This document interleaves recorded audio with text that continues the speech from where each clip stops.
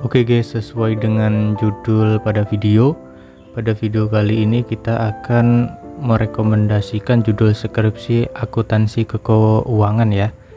Judul skripsi akuntansi keuangan bagi Anda yang mungkin sekarang masih mencari judul skripsi ini, bisa nanti simak videonya. Dan juga nanti misalnya Anda masih bingung, sudah ada judul tapi ingin mengembangkan lagi, nanti bisa simak video ini. Baik, langsung saja. Untuk judul skripsi akuntansi keuangan ini ya, ini teori dasarnya kita harus mengenal dulu variabel. Ini sebentar saja saya menjelaskan sedikit biar nanti ketika langsung saya memberikan contoh-contoh judulnya, nanti Anda langsung dapat mendeteksi. Nah, di sini ada variabel X ya, variabel X dan variabel Y.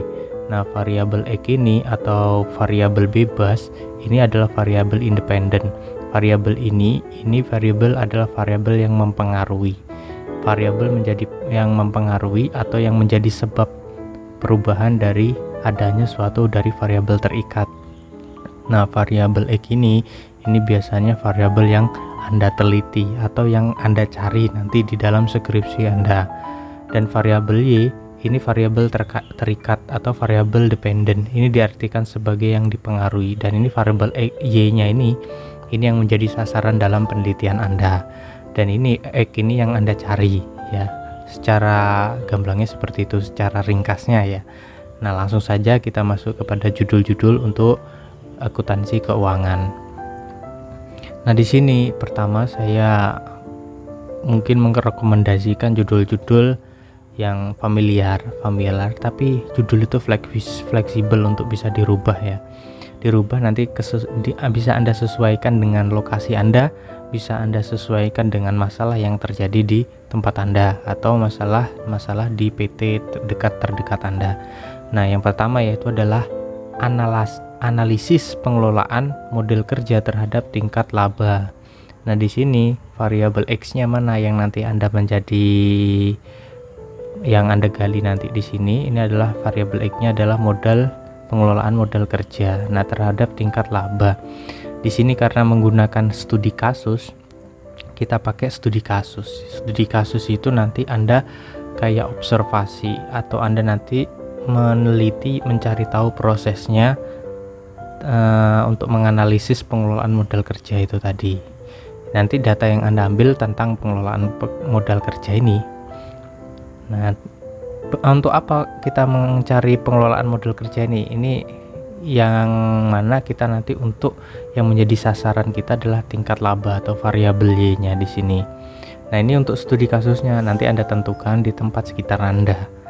Nah, ini untuk analisis. Terus kalau ada pertanyaan, ini kualitatif apa kuantitatif? Kalau judul ini bisa Anda menggunakan kuantitatif ya. Modal kerja ini kuantitatif terhadap tingkat laba. Terus yang kedua, pengaruh anggaran kas sebagai alat perencanaan dan pengendalian dalam peningkatan likuiditas studi kasus pada. Nah, di sini variabel X-nya adalah anggaran kas dan variabel Y-nya adalah meningkatkan likuiditas. Nah, di sini karena ini pengaruh, ini mesti kelihatan kalau penelitian ini adalah penelitian kuantitatif ya. Penelitian kuantitatif, dan studi kasusnya nanti menyesuaikan. Misalnya Anda ingin yang dekat Anda, tapi kalau nanti diuji jangan bilang ini karena dekat rumah saya, jangan, tapi karena itu ada hal yang menarik mungkin dari anggarannya yang bermodel. Nah, di sini kalau pengaruh anggaran kas, mungkin ini nanti bisa Anda kembangkan ya. Anggaran kas apa gitu, atau peningkatan likuiditas, ini meningkatkan likuiditas dan apa gitu.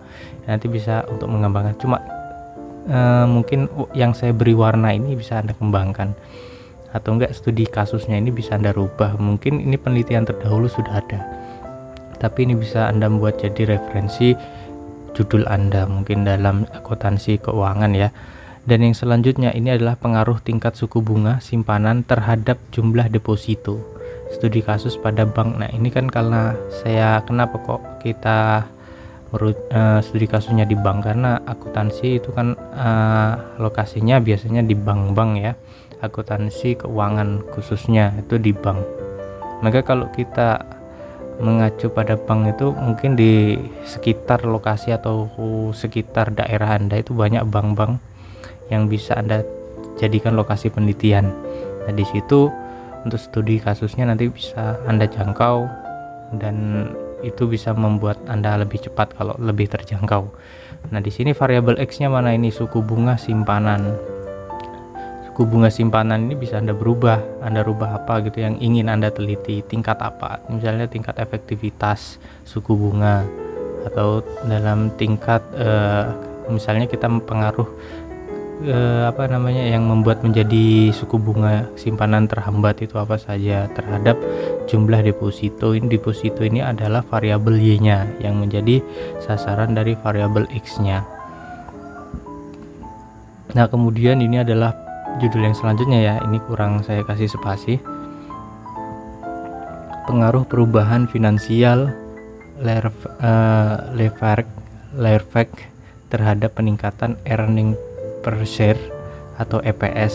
Nah, ini juga studi kasus, lokasi bisa Anda cari yang bisa Anda mungkin ada di desa Anda.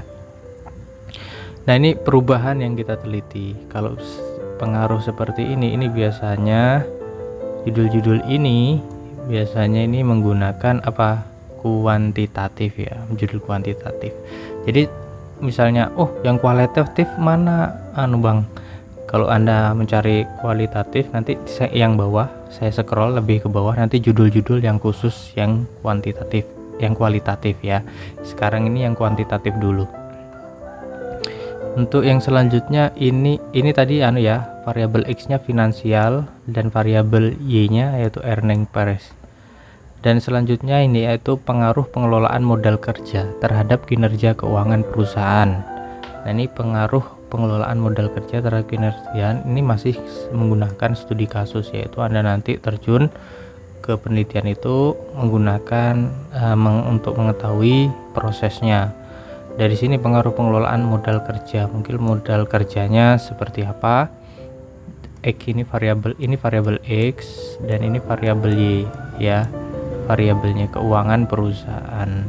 Nah, ini enak ini kalau pengaruh pengelolaan modal kerja terhadap kinerja keuangan perusahaan ini enaknya apa? Karena perusahaan biasanya banyak ya, banyak perusahaan yang bisa diteliti, dan pengelolaan modal kerja itu dapat kita monitor modal kerja terhadap kinerja keuangannya itu seperti apa, monitor. Yang penting Anda tahu nanti sistem penelitian Anda. Dan di sini bisa menggunakan kuantitatif. Dan ini pengaruh kebijakan dividen terhadap nilai perusahaan. Pokoknya kalau yang ada pengaruh-pengaruh ini nanti tolong dicari indikator ya, indikatornya apa ini, pengelolaan modal kerja ini apa, terus pengaruh kebijakan dividen ini apa, indikatornya itu terhadap penilaian perusahaan. Ini studi kasus lagi, kita cari tahu prosesnya, dan di sini menggunakan kuantitatif. Kebijakan dividen ini variabel X dan nilai perusahaan ini variabel Y. Nah, di sini nanti bisa Anda cari tahu mengenai kebijakan dividennya ya. Ini banyak bisa Anda rubah, misalnya pengaruh kebijakan apa ya, kebijakan di setiap perusahaan itu kan berbeda-beda ya.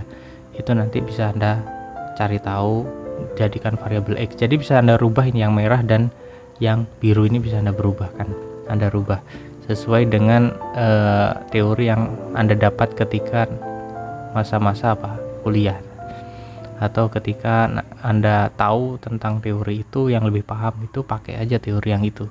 Terus ini yang selanjutnya itu analisis faktor-faktor yang mempengaruhi ketetapan waktu laporan keuangan pada perusahaan. Nah, yang tadi kan misalnya Anda bingung, kok nggak ada yang kualitatif Bang, adanya semua kuantitatif. Nah, di sini ada judul ya yang menggunakan sini, yang bawah-bawah ini yang menggunakan metode kualitatif ya. Maaf ya, saya agak salah karena di rumah saya agak berisik.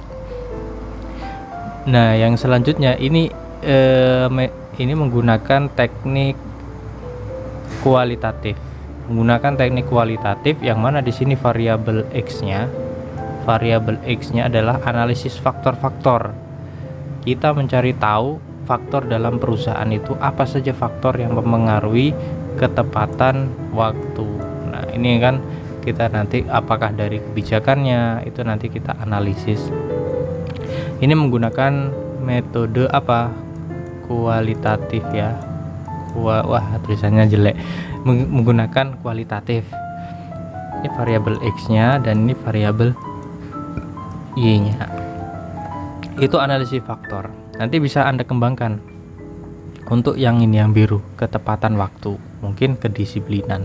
Mungkin nanti yang mempengaruhi apalagi ya? Mempengaruhi prestasi kerja dan sebagainya. Terus yang selanjutnya ini nanti bisa juga menggunakan kuantitatif. Kalau Anda misalnya faktor-faktornya sudah jelas, Anda ukur misalnya ada berapa faktor yang mempengaruhi ketepatan waktu. Misalnya ada banyak ya. Nanti Anda pilih faktor yang mana yang paling unggul misalnya. Nah, itu nanti bisa Anda menggunakan kuantitatif. Terus yang selanjutnya faktor dampak ketentuan. Oh iya ya, nanti kalau sampean bingung kualitatif dan kuantitatif bedanya apa ya, itu bisa nanti nonton di video saya perbedaan antara kualitatif kuantitatif. Bahkan di video saya sebelumnya itu ada yang lain nih, kuantitatif, kualitatif, studi literatur dan yang lain-lainnya. Nah, ini evaluasi selanjutnya ya, evaluasi dampak ketentuan perpajakan terhadap financial loss yang dilakukan oleh lesor dari sudut akuntansi. Evaluasi. Kalau yang sebelumnya kan judul-judulnya ada analisis, ada pengaruh, terus ada apalagi kata-katanya itu. Nah, itu bisa Anda pakai. Jadi jangan melulu itu cuma kata-katanya pengaruh dan pengaruh. Di sini ada yang lain loh, kata-kata yang bisa Anda pakai seperti evaluasi dampak ketentuan perpajakan terhadap financial loss. Ini ketentuan di sini, ini variabel X-nya dan financial itu variabel Y-nya. Ini variabel yang nanti Anda cari tahu ya di evaluasi dampak. Evaluasi ini menggunakan metode apa? Kualitatif ya. Kualitatif yaitu kita mencari tahu tentang ketentuan perpajakan terhadap finansies. Nah, dampaknya ya, yang kita cari itu adalah dampaknya ini, ketentuan perpajakan. Kita cari dampak ketentuan perpajakan ini bagi finansies. Jadi kita meneliti di dalam situ dari sudut akuntansi. Nah, di sini menggunakan kualitatif, kita cari tahu ya. Ini bisa Anda rubah dari kata yang merah ini dan biru ini juga. Misalnya evaluasi dampak ketentuan kebijakan atau evaluasi dampak ketentuan yang terjadi pada karyawan, misalnya kekurangan apa gitu, atau faktor-faktor lain yang mempengaruhi terhadap finansies loss. Nah, ini ya. Selanjutnya analisis pengaruh interaksi antara laba dengan laporan arus kas terhadap return saham. Studi kasus pada perusahaan manufaktur. Di sini ada analisis, kita pakai analisis lagi.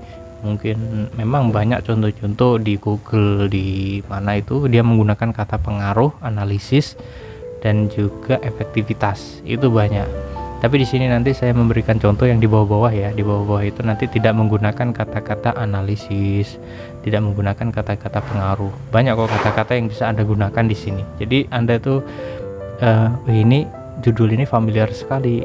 Ini agak unik seperti apa. Nanti bisa Anda contoh di sini. Tapi intinya itu sama. Ada variabel X dan variabel Y-nya harusnya ya. Analisis pengaruh interaksi antara laba di sini. Ini interaksi antara laba di sini. Ini adalah variabel X-nya dan return saham ini adalah variabel Y-nya. Analisis pengaruh berarti Anda menganalisis pengaruh interaksi antara laba itu dengan laporan arus kas. Jadi Anda bisa menggunakan metode kuantitatif studi kasus. Karena Anda nanti mengetahui prosesnya, maka Anda menggunakan studi kasus pada perusahaan itu. Dan yang selanjutnya di sini adalah faktor yang mempengaruhi kelengkapan mengungkapkan laporan keuangan pada perusahaan manufaktur pada perusahaan. Nah, ini bisa menggunakan metode kualitatif ya. Variabel X-nya mana? Variabel X-nya yaitu mengungkapkan laporan keuangan, kelengkapan laporan keuangan. Anda cari nanti data-data kelengkapan mengungkapkan laporan keuangan, seberapa lengkap dia mengungkapkan laporan itu yang Anda teliti itu, yang Anda cari. Jadi sebenarnya judul saya ini fokusnya di mana, yaitu mencari kelengkapan pengumpulan laporan keuangan pada apa? Pada perusahaan manufaktur. Nah, ini perusahaan mana? Untuk lokasinya bisa Anda tentukan di tempat yang Anda bisa jangkau, ya. Anda bisa jangkau perusahaan manufaktur, ya, khususnya perusahaan manufaktur. Nah, ini bisa Anda rubah juga faktor-faktor yang mempengaruhi kelengkapan laporan pada perusahaan yang lain. Bisa juga Anda berubah faktor-faktor mempengaruhi kelengkapan pengungkapan laporan dalam apa gitu ya, dalam segi apa gitu pada perusahaan manufaktur, itu bisa juga. Dan kemudian ini judul yang mungkin Anda, wah judulnya kok panjang-panjang, pilih yang pendek saja. Nah, Anda bisa menggunakan ini, praktek akuntansi piutang dengan praktik akuntansi piutang dagang pada PT titik-titik. Nah, ini lebih pada nanti misalnya ada praktek baru di dalam perusahaan, praktek baru. Kalau Anda kan akuntansi ya, akuntansi mungkin di perusahaan ini belum pernah mempraktekkan sesuatu praktek kinerja yang baru. Wah, ada yang baru di situ prakteknya. Ini baru dilaksanakan oleh kepemimpinan si A, baru dilaksanakan oleh kepemimpinan si B, yang B. Nah, ini bisa Anda menjadikan variabel X untuk nanti Anda teliti, Anda cari tahu untuk piatung. Nah, PT ini bisa Anda sesuaikan di PT sekitar Anda atau PT-PT yang dapat Anda jangkau dalam penelitian Anda. Misalnya praktek akuntansi piutang dagang pada PT. Nah, ini menggunakan apa ini? Ya, menggunakan metode apa? Ya, menggunakan metode kualitatif. Ini menggunakan metode kualitatif. Nah, yang selanjutnya ini adalah kemampuan penerapan rasio keuangan sebagai determinator dalam prediksi laba. Ini kemampuan penerapan ya. Penerapan rasio keuangan ini adalah variabel X-nya dan memprediksi laba ini adalah variabel Y-nya. Nah, di sini kemampuan penerapan rasio di sini menggunakan metode apa? Ini bisa menggunakan metode kualitatif. Bisa Anda menggunakan ini. Misalnya ini bisa Anda rubah ya, penerapan rasio keuangan. Misalnya ini banyak. Misalnya, saya ingin penerapan apa? Misalnya rasio keuangan di bidang apa? Di sub yang mana? Keuangan yang bagian yang mana? Atau lebih detailnya apa? Keuangan bagian apa? Nah, itu nanti bisa Anda tambahi atau bisa Anda kembangkan di sini sebagai determinator. Nah, di sini juga bisa Anda rubah. Nah, ini bisa Anda kembangkan atau enggak bisa menjadi inspirasi judul Anda untuk Anda buat penelitian. Di sini selanjutnya adalah sistem, ini pendek juga judul, tidak terlalu panjang, sistem pelaporan akuntansi LAZIS. Di sini Anda pengen penelitian yang simple, di tempat Anda ada PT atau Anda ingin meneliti PT, Anda cari aja suatu perusahaan itu mesti ada akuntansinya. Kita catat aja pelaporannya, kita cari tahu aja cara ngelaporkannya itu kayak mana, seperti apa untuk melaporkannya akuntansi. Itu nanti kita catat, sudah jadi itu suatu skripsi. Terus di sini loh, studi kasus, kita pakainya studi kasus karena kita mencatat prosesnya ya, proses dalam dia melakukan pelaporan. Apakah itu dilakukan setiap hari dalam melaporkan akuntansi, apakah dilakukan sebulan sekali, itu nanti kita catat pada studi kasus ini prosesnya ya, proses sistem. Ini pendek, ini mudah, ini sangat mudah untuk bisa dibuat penelitian kita. Jadi tidak usah ribet-ribet kalau Anda membuat judul penelitian. Kalau Anda ribet malah Anda jadi pusing sendiri dan akhirnya Anda molor. Jadi mending judul itu sekiranya saya itu mampu dalam meneliti, itu aja pakai. Skripsi yang baik itu adalah skripsi yang selesai. Yang penting skripsi Anda nanti bisa selesai. Nah, yang selanjutnya di sini ada judul penggunaan informasi keuangan untuk memprediksi laba dan arus kas bagi investor di pasar modal. Analisis terhadap komitmen dalam kelompok industri barang di mana, di PT apa di perusahaan atau yang lainnya. Nah, penggunaan informasi keuangan. Ini informasi keuangan adalah variabel X-nya, laba arus kas bagi investor di pasar modal. Ini ada variabel Y-nya di pasar modal, variabel. Mungkin di tempat Anda banyak pasar ya. pasar itu bisa nanti Anda jadikan tempat penelitian untuk penggunaan informasi keuangan yang Anda gali. Dan di sini bisa menggunakan metode kualitatif, bisa menggunakan kualitatif ya penggunaan informasi keuangan ini. Dan yang selanjutnya ini perlakuan akuntansi terhadap aktiva terhadap aktiva tetap dan pengaruhnya pada pelaporan keuangan studi kasus pada PT bla bla bla. Nah, perlakuan akuntansi ini kan bervariasi dalam setiap PT. Ini nanti bisa jadi Anda jadikan suatu studi kasus atau Anda cari tahu prosesnya itu seperti apa dalam perlakuan akuntansi ini. Ini bisa Anda jadi tempat penelitian Anda. Ini bisa menjadi titik fokus penelitian Anda ya, perlakuan akuntansi ini. Dan di sini juga selain perlakuan terhadap aktiva, Anda juga bisa meneliti nanti pengaruhnya. Pengaruhnya berat Pak, perlakuan dan pengaruh, yaitu bisa nanti Anda coret ini pengaruhnya. Jadi perlakuan terhadap aktiva pada pelaporan keuangan, seperti aja simple, tapi nanti bisa Anda selesaikan. Seperti itu aja. Pelaporan keuangan bisa Anda ganti, evaluasi keuangan apa dan sebagainya ya. Itu nanti Anda bisa gunakan metode kualitatif. Terus yang selanjutnya ini masih banyak ya. Mungkin Anda masih belum mendapatkan judul dalam bidang akuntansi maupun akuntansi keuangan ya. Ini nanti tetap simak aja. Mudah-mudahan Anda mendapatkan inspirasi. Ini penilaian kinerja pada industri elektronik dan perlengkapan kantor dengan menggunakan sistem DOWPON. Di sini penelitian ini variabel X-nya ada penilaian kerja, yang kita cari tahu adalah penilaian kerja. Terus variabel Y-nya itu ada dua, yaitu industri elektronik dan perlengkapan kantor. Elektronik dan perlengkapan kantor dengan menggunakan sistem ini bisa menggunakan Y1 dan Y2. X-nya satu saja, Y-nya ada dua. Y industri elektronik dan Y perlengkapan kantor di sini. Di sini menggunakan metode apa? Kual apa kuantitatif? Nah, ini bisa kualitatif ya. Bisa menggunakan metode kualitatif, bisa menggunakan metode kuantitatif ya. Kuantitatif di sini. Karena Anda nanti mencari tahu tentang nilai penilaiannya bagaimana. Dan di sini mungkin kalau saya itu dari pembimbing Anda, ini bukan kual, ini kuan, ikuti saja dari pembimbing Anda ya, karena mungkin setiap orang dalam menempuh pendidikan itu berbeda-beda.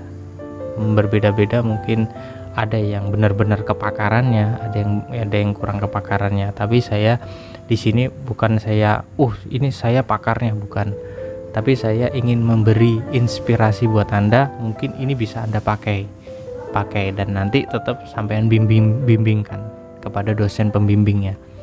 Dan yang selanjutnya di sini adalah metode penilaian persediaan untuk mencapai laba optimal. Nah, di sini menggunakan metode apa yang mudah, yaitu adalah kualitatif di sini. Ini secara sederhananya. Karena apa? Kita mencari tahu metode penilaian persediaan ini. Wah, saya coret ya, berarti nanti burek. Nggak apa-apa, mudah-mudahan bisa dibaca. Di sini X, variabel X-nya adalah penilaian persediaan dan variabel Y-nya adalah laba optimal. Nah, laba optimal ini adalah variabel Y-nya. Lalu di sini menggunakan metode kualitatif. Nah, ini bisa ini paling fleksibel ini judul ini. Judul ini bisa dirubah-rubah. Penilaian persediaan di sini bisa Anda rubah-rubah. Metode penilaian persediaan Anda rubah metode apa lagi, atau metode apa, banyak metode-metode yang bisa Anda pakai di sini buat untuk meneliti deskripsi ini. Ini bisa Anda rubah-rubah untuk mencapai laba yang optimal ya. Dan yang selanjutnya ini metode pengawasan bank terhadap Indonesia terhadap bank syariah. Nah, di sini pengawasan Bank Indonesia terhadap bank syariah, ini banknya ini bisa Anda berubah. Mungkin di bank yang lain yang mungkin Anda bisa jangkau dan mungkin Anda merasa nyaman, tapi tidak boleh diungkapkan ya kata-kata seperti ini di depan para penguji. Jangan, Tapi yang menurut Anda itu nyaman untuk diteliti, tempat penelitian itu bisa Anda pakai bank mana.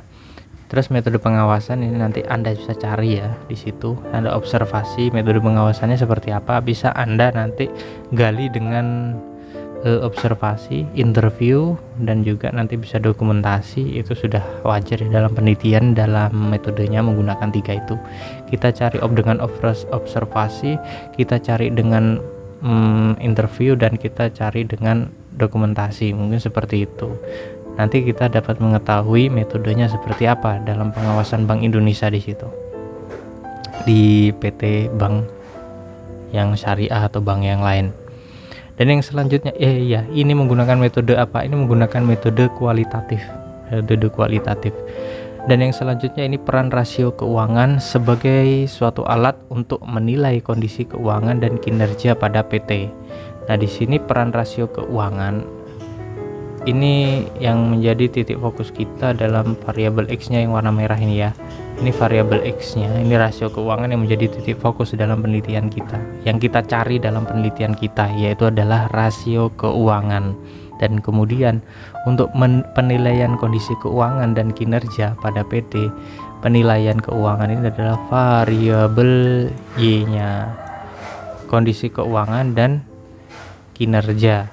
Ya, ini adalah variabel Y-nya yang nanti Anda menjadikan yang dikenakan oleh variabel X ini. Nah, ini menggunakan apa ini?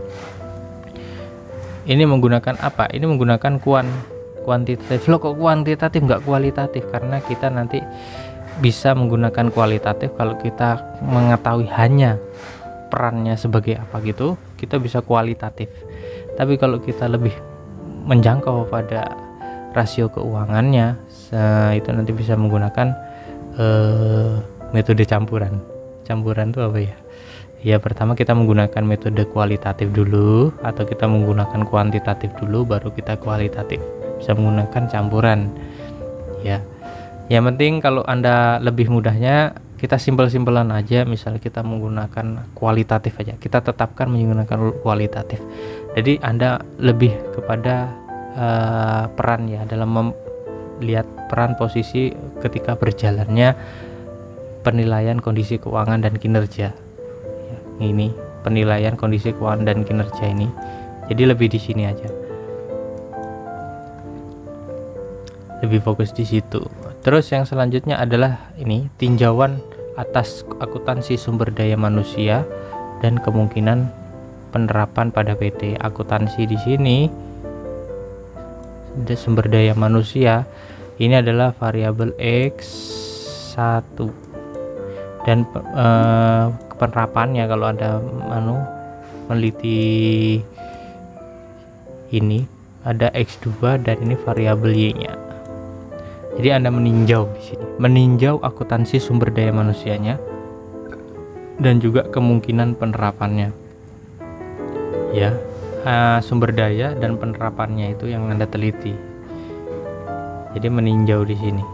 Lalu kalau Anda menggunakan kualitatif, saya menggunakan kualitatif saja. Jadi Anda meninjau saja di sini tinjauan akuntansinya, sumber dayanya itu seperti apa, dan juga kemungkinan penerapannya itu seperti apa.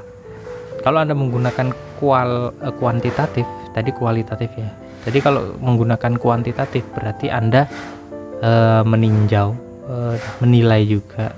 Ini hasil dari ini akuntansi sumber daya manusianya seperti apa melalui indikator-indikator ya penilaian. Terus kemungkinan penerapannya seperti apa dengan indikator apa-apa saja pada PT titik-titik. Mungkin Anda menentukan sendiri sesuai dengan tempat Anda, sesuai dengan lokasi yang bisa Anda tuju. Ini bisa menggunakan kualitatif, bisa menggunakan kuantitatif.